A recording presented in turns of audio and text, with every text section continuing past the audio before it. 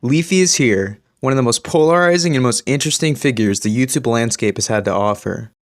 From one of the most revered to most hated to most iconic, Leafy has cemented himself to the core of what some people think when they hear about YouTube.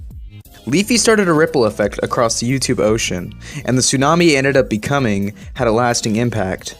This is the legacy of Leafyishere.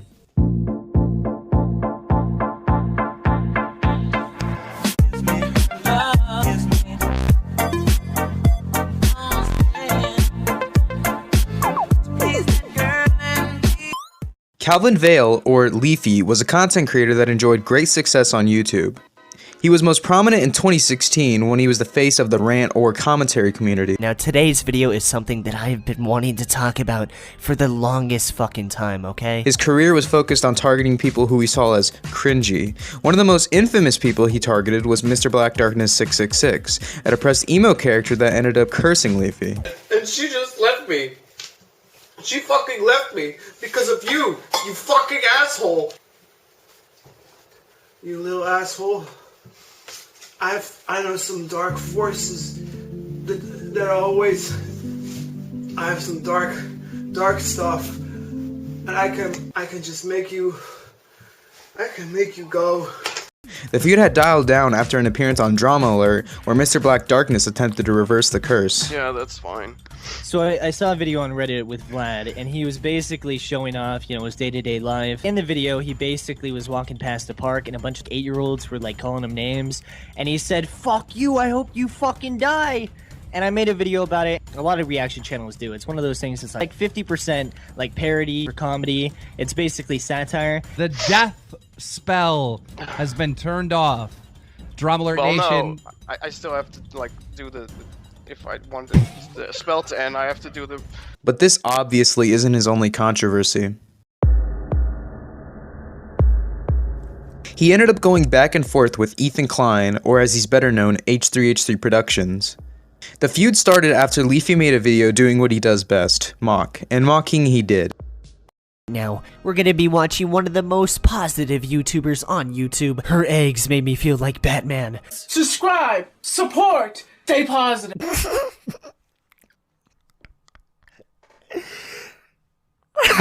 So, every day you're walking around and you're doing, you see the strangest things. Holy shit, dude, I always see the strangest things too. The video that Leafy was making fun of was a video by an individual named TommyNC2010 helping someone at a grocery store. Tommy's video itself was admittedly weird and kinda hard to watch, but the context that we're missing here is that TommyNC is autistic. Tommy later uploaded a video called "I am getting death threats, Leafyishere, why?" Hello folks. I'm having a difficult time right now because some people are threatening my life, threatening my family, and all I wanted to do was inspire people. And with Leafy's video being relatively mean-spirited, it drew the ire of another commentator, the aforementioned H3H3 Productions. This drama had led to a back and forth between the two. Most of you guys probably know Leafy is here, popular YouTuber who's been blowing up big time. I've been putting off talking about this because I'm actually friends with these guys, so it's awkward and it's uncomfortable. But if for some reason we as a community have been giving these guys a pass, in which said response videos were enlisted on both sides. This eventually led to Pyrocynical getting involved, but that's a story for another day. Earlier, I talked about how Leafy was featured on DramaAlert. Well, DramaAlert itself soon became the target. Leafy uploaded a now infamous video titled "The Keemstar and DramaAlert Rant." I never thought I would actually be making this video, but here we are. The Keemstar rants. Holy shit, dude. This beef coincided with the wave of hatred that DramaAlert was experiencing, brought about by the content cop that iDubbbz released, and Leafy sure capitalized on it, making 2 more videos on top of the first. And the last video he made on Keemstar ended up with him claiming that he was suing DramaAlert for defamation. This claim was backed by a creator named Zaptai, who, might I add, has a whole story to himself. He was a studying law student at the time, and said, I'm not going to pretend to be an expert, but I know enough about law to know the basics of slander. While Keem certainly hasn't been afraid to throw this word around at claims made about him, he doesn't seem to understand how to refrain from doing it himself. Slander, by definition, is one person spreading false information about another to a large group of people with the intent to harm the person they're spreading misinformation about. That is exactly what Keem's done here, spreading this completely he said, she said bullshit as infallible evidence when he has no proof of it occurring is, plain and simply, slander. But ultimately it came to nothing but smoke and mirrors. Leafy's next big controversy would see him not on the giving, but receiving end of hate. The content cop. What we do here is go back. iDubbbz TV is rather famous for his Content Cop series, and more infamous for being a cuck. iDubbbz made a Content Cop on Leafy that turned Leafy's strategy of making fun of people on its head by fighting fire with fire. Leafy being bullied and not the bully, and with such surgical precision, iDubbbz broke the facade of Leafy's persona because he didn't have a chin. This crack in the armor brought about a wave of videos on Leafy, much like what happened with Keemstar. This is seen as Leafy's decline and its origin point, and while I do think this is when public perception on Leafy changed, I don't think the Content Cop itself killed Leafy. I would like to reference Emp Lemon's video, where he states that YouTube put an early version of the demonetization system on his channel. Could one single video really stop all of that progress in its tracks? I don't think so. And if you dive deeper into the analytics, Leafy's true killer begins to appear. First of all, Leafy's stats show a sharp decline beginning in July 2016. Keep in mind, Content Cop came out September 12th, and even before the Content Cop, Leafy's subscriber rate had already dropped by 80% over the past 2 months. And this is where my theory comes in. Content Cop didn't kill Leafy. YouTube did. I am proposing that YouTube's executives conspired against Leafy to sabotage the visibility of his channel. Leafy trudged on through, making videos that gained less and less views as time went on until he uploaded This Video Will Make You Cry on December 12th, 2017. After this video, Leafy would disappear off the face of the internet, and in his absence, left an unfulfilled void of people who enjoyed his content. Leafy leaving the current landscape left a vacuum in the commentary community, and obviously there had and still will be Leafy clones. But Leafy himself was the flagship channel for his style of content. Even Pyrocynical, who had essentially been a Leafy clone, had changed his content following the Content Cop, along with No Fuckers. And of course, if there's a market for something, there's gonna be someone there to fill it. So, naturally, a wave of creators came to fill this hole. There was just a hunger for his style of content, and just like Leafy, these people weren't exempt from criticism. They got their share as well. However, a clone is just that, a clone. The real thing will almost always be what people want. And after the hate had settled down, there was a small, growing group of people who wanted to see Leafy return in the face of mundane, uninteresting, systematic creators who treaded lightly in order to keep themselves free from the almighty Susan.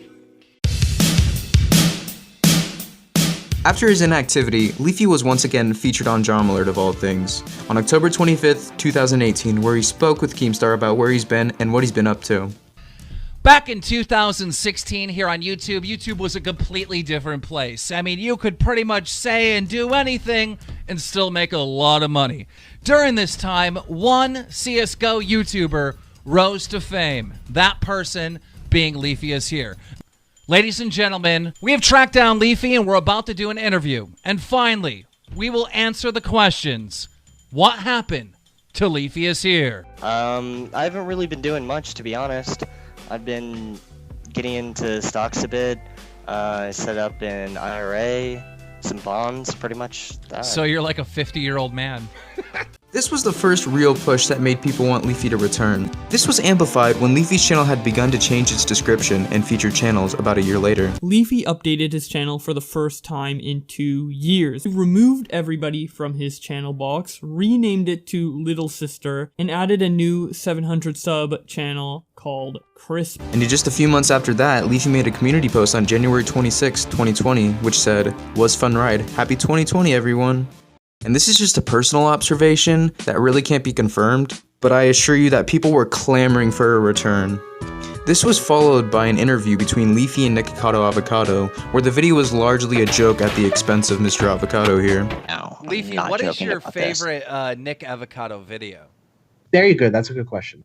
The one where he eats stuff. Okay, yeah, okay. Thanks very much. I hope you get. It was an admittedly funny video. It was received well, and this symbolized that the hate for Leafy had largely subsided. After not uploading for years, Leafy finally uploaded a 30-second long video mocking iDubbbz, because his girlfriend had announced that she would be starting an OnlyFans, which was a disaster for iDubbbz. Every side of the community had taken a shot at iDubbbz, but Leafy's 30-second video where he said one mere sentence is cool. Yeah, I know, Dude, you're a fucking cuck. Had the biggest impact, and had people dumbfounded to see that he had actually uploaded. And while Leafy claimed that he would not be making videos again, that didn't really seem to be true, because not long after he was making videos on various topics that were trending at the time, such as Gabby Hanna, Dr. Disrespect, and most importantly, Pokimane. And when Mr. Ethan Klein said he would love to see Leafy come back and try to exist in the landscape today, YouTube sure did as well. About 4.5 months of Leafy existing on the current landscape, YouTube finally cracked down on Leafy and sent him on a downward spiral. They deleted his channel under the basis of creating content designed to harass, bully, or threaten. The most believed reasoning that Leafy got terminated is his series on Pokimane, who was, and still is, a controversial figure. Leafy made several videos on Pokimane, and Leafy got fucked for it. This termination was controversial because most of the videos with Pokimane in the thumbnail actually had nothing to do with her, but the great YouTube AI sees no difference. Leafy had tried his hand at coming back. First, he started his Storyfire and uploaded a few videos on there, but they hadn't really performed that well, and thus becoming inactive on there. He tried again with a new YouTube channel that was ran by a third party, thus presumably being safe from termination, just like Keemstar had done with the DramaAlert channel. But alas, once again, he was terminated. This brought a close to Leafy himself on the platform. The only things that were left were re-uploads, people responding to Leafy, and his impact itself. Though Leafy himself was gone, he still exists in the YouTube zeitgeist, as his influence and tropes still ring true on the YouTube platform to this very day. While gameplay commentary wasn't an entirely new thing in and of itself, Leafy revolutionized it as a tool on keeping people's attention, and it served as easy visual editing. He also facilitated cringe culture on YouTube by making videos on the most cringy kid on the internet. Trust me, he made a lot of these. He also completely changed the nature of drama content on YouTube, constantly starting beef with other creators and ragging on smaller ones, which dragged the greater community into conflict. H3 and Keem are examples of this. And when Leafy came back, this was only exemplified. He was the most hated person in 2016 and 17, but only a few years later, he would become the most missed. For only a few short months, we recaptured what made YouTube fun. Not all these serious, life-ruining allegations that are void of any enjoyment whatsoever. It would be nice for YouTube to go back to its more lighthearted drama, but that's wishful thinking. Unfortunately, we'll be subjected to the Expose Express till the end of time. Leafy will surely go down in YouTube history as one of the most impactful, problematic, and ridiculous creators to upload to this website. What can we gain from this? Well, we can learn that we're all Leafy clones at the end of the day.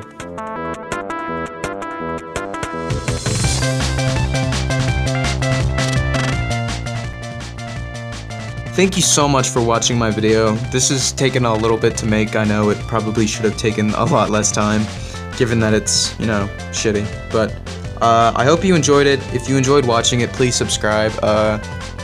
This was more of a passion project. I wasn't making this to fucking, get a billion views, but you know what?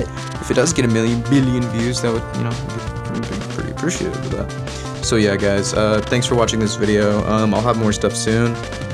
Kank Blunt, out.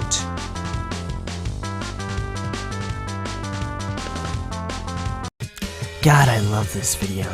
This is quality content. You never see this content anymore on YouTube. This is exactly what YouTube has been missing. Look at them. They're dancing. It fills me so hard with joy, dude. I love this. Look at them. It's hilarious, dude.